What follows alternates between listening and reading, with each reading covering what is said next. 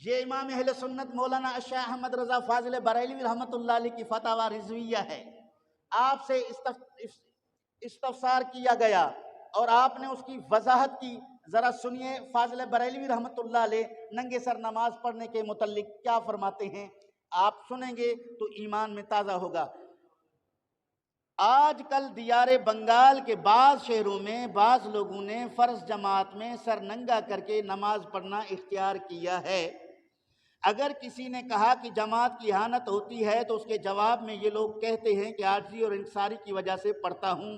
اس طرح عاجزی اور انکساری کے بہانے سے بعض لوگوں نے علاوہ نماز کے بھی سر پر ٹوپی رکھنا چھوڑ دیا ہے۔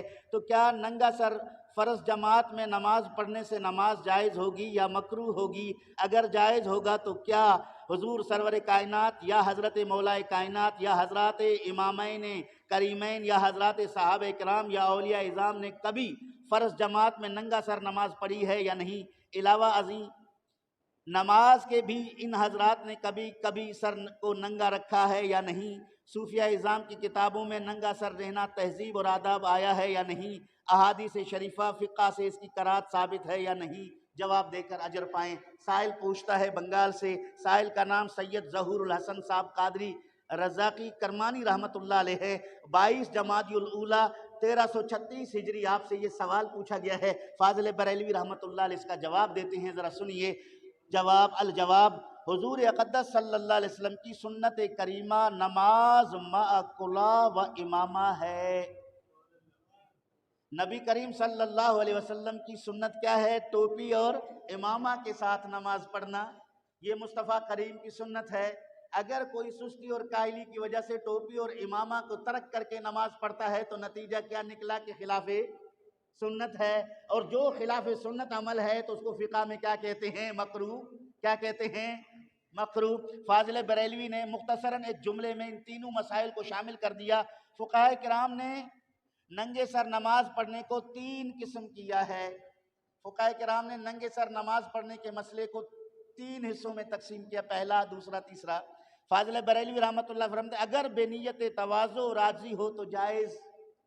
جیسے میں نے پہلے کہا، عاجزی اور انکساری کی وجہ سے اپنے آپ کو ذلیل ترین ثابت کرنے کے لیے خدا کے سامنے سر ننگا کر کے آتا ہے تو ایسا کرنا فاضل بریلوی رحمۃ اللہ علیہ فرماتے ہیں تواضع اور انکساری کی وجہ سے جائز، اور بوجہ کسل ہو تو مکروہ۔ کسل سستی کو کہتے ہیں، اگر سستی کی وجہ سے ہو تو پھر کیا ہے؟ مکروہ ہے۔ اور معاذ اللہ نماز کو بے قدر اور ہلکا سمجھ کر ہو تو کفر ہے۔ نماز کو ہلکا سمجھے تو کفر ہے۔ پھر آپ نے کہا کہ اگر کوئی مسلمان سے پوچھا جائے کہ آپ نے سر ننگا کر کے نماز کیوں پڑھ رہے ہیں، اگر وہ کہتا ہے کہ میں نے عاجزی اور انکساری سے نماز پڑھتا ہوں تو اس کے اس جواب کو قبول کیا جائے، چونکہ اسلام نے بدگمانی سے روکا ہے، اس سے بچنا چاہیے۔ بنگال کے سائل کو آپ نے مختصراً جواب یہ دیا۔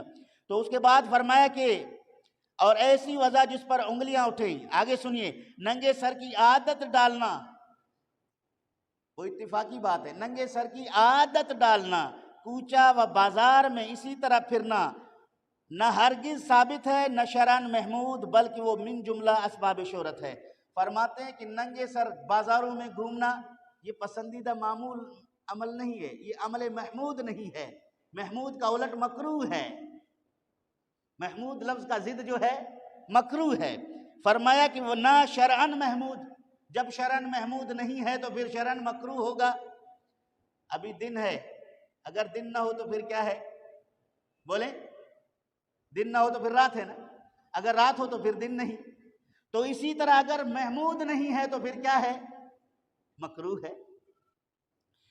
اور ایسی وضع جس پر انگلیاں اٹھیں شرعاً مکروہ ہے۔